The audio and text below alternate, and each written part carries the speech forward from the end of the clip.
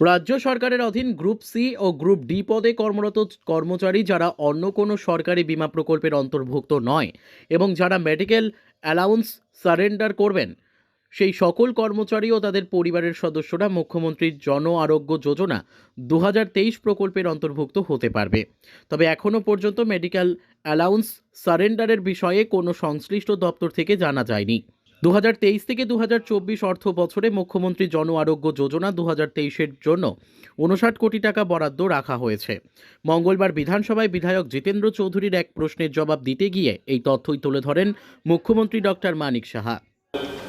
এক নম্বর প্রশ্ন হচ্ছে রাজ্য সরকারের যে গ্রুপ সি এবং গ্রুপ ডি পদে কর্মরত কর্মচারীদের এবং তাদের পরিবারের সদস্যদের স্বাস্থ্য সংক্রান্ত চাহিদা সুরক্ষার সামনে central government health service CGHS এর মতো প্রকল্প রাজ্যে চালু করেছে।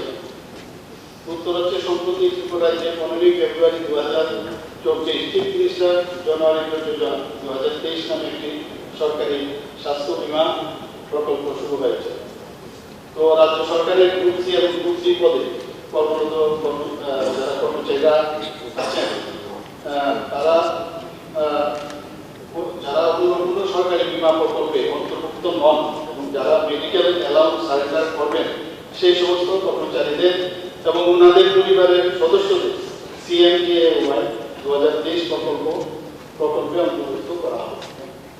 2 নম্বর প্রশ্ন হচ্ছে যদি চালু থেকে তাহলে এখন পর্যন্ত মোট কতজন কর্মচারী এই প্রকল্পে সুযোগ গ্রহণ করার জন্য নাম নথিভুক্ত করেছে।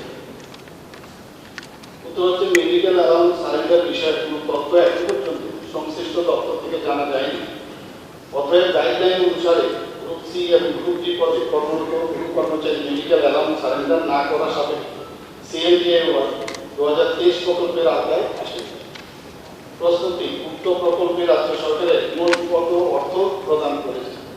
উত্তর হচ্ছে 23-24 অর্থ বছরের বাজেটে চিফ মিনিস্টার জন আরোগ্য যোজনা 2023 প্রকল্পের জন্য 59 কোটি টাকা বরাদ্দ করা হয়েছে।